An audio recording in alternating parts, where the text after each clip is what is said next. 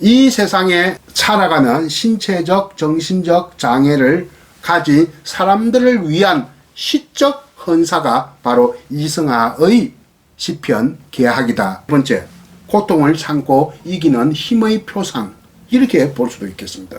꽃을 피우기까지의 그 과정은 시간을 지배하는 겁니다. 시로 하는 인생 공부, 송이복의 서정시2평.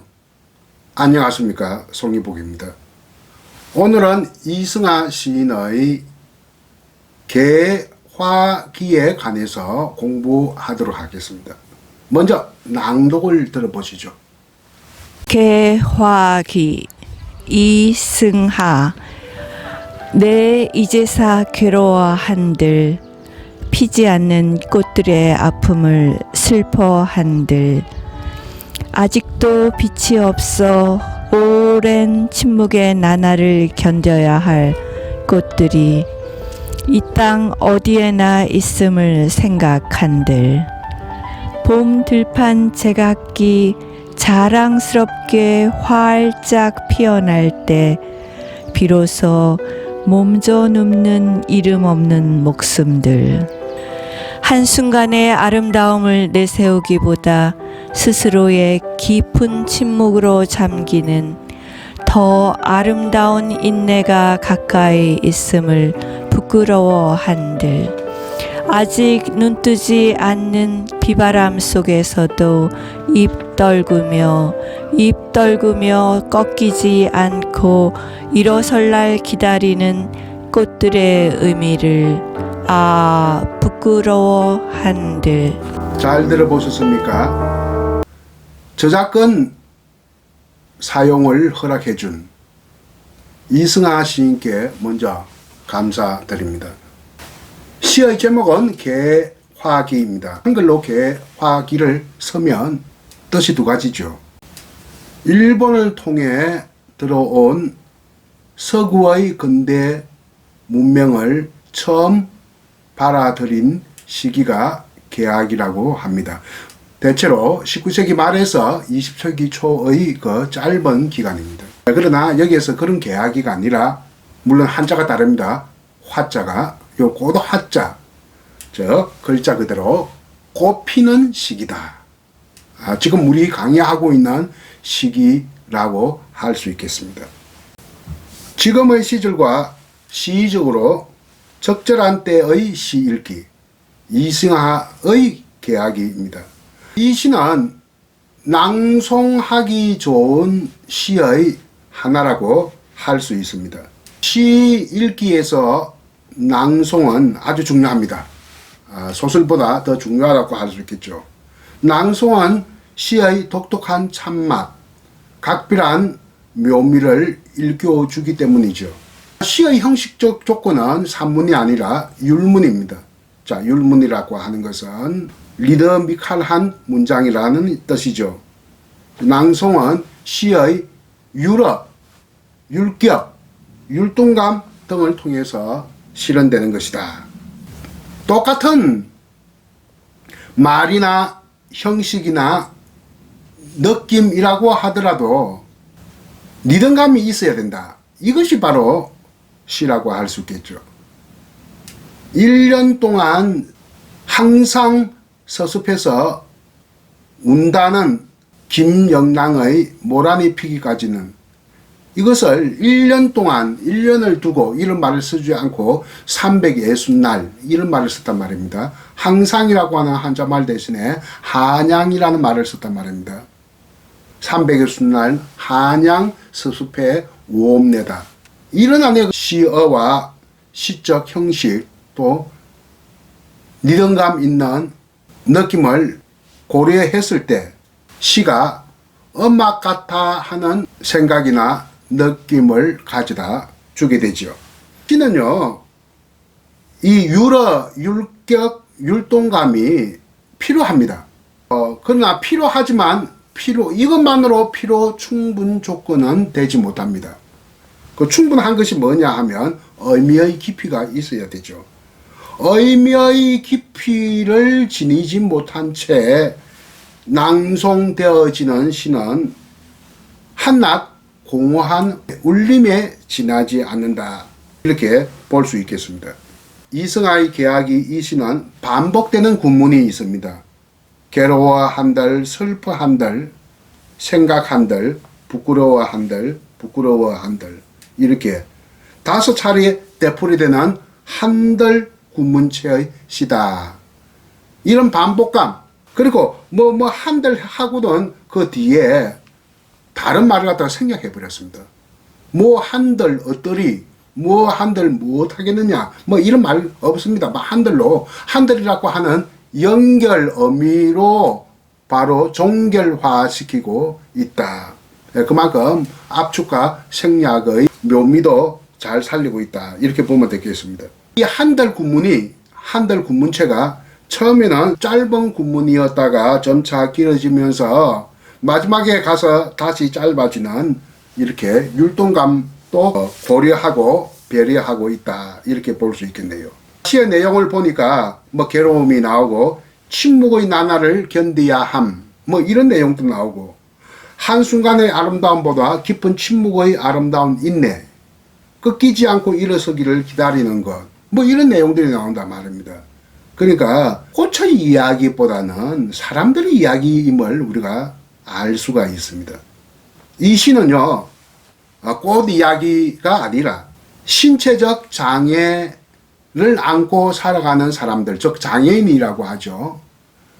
이런 사람들이 신체적 장애에도 불구하고 정신적으로 꺾이지 않고 적극적으로 살아가는 삶의 모습을 그린 것이다. 이렇게 볼 수 있습니다. 이 얘기는 벌써 한 30년 전에 이승하 시인으로부터 제가 직접 들은 말입니다. 물론 지금 생각하니까 이 장애라고 해도 신체적 장애뿐만 아니라 정신적 장애, 정신적 트라우마까지 넓게 이렇게 포함할 수 있겠다 하는 생각을 해봅니다. 이 세상에 살아가는 신체적, 정신적 장애를 가진 사람들을 위한 시적 헌사가 바로 이승하의 시편 개학이다. 이렇게 보면 좋겠습니다. 이 시의 제재는 꽃입니다.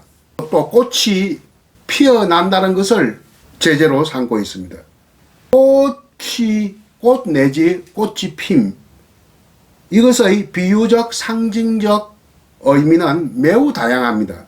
풍소고금을 가리지 않고 꽃이 시와 노래의 중요한 소재로 자리 잡은 것은 다들 아는 사실입니다.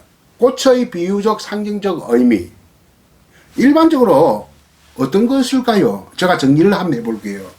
첫째는 꽃이라고 하면 완결된 아름다움을 가리키고 있죠. 완결된 아름다움. 둘째는 거기에서 머물지 않고 두 번째는 삶의 지고한 가치. 바로 안에 그죠. 눈앞에 보이는 아름다움에만 머무는 것이 아니라 그 꽃을 통해서 삶의 아주 높은 어떤 도덕적인 뭐 이런 가치 체계까지도 언유하고 상징하기도 한다. 이게 두 번째입니다. 또 세 번째는 세계의 상징적 축도로서 이렇게 뜻을 드러내기도 하지요. 다른 연꽃 같으면 불교에서 연꽃 같으면 연꽃 그 자체가 하나의 세계를 상징하고 있지 않습니까? 이런 것이 일반적으로 꽃의 비유적 상징적 의미라고 하겠는데요.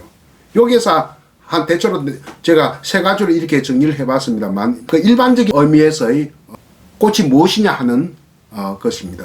여기에도 하나 더 덧붙인다면 네 번째 고통을 참고 이기는 힘의 표상 이렇게 볼 수도 있겠습니다.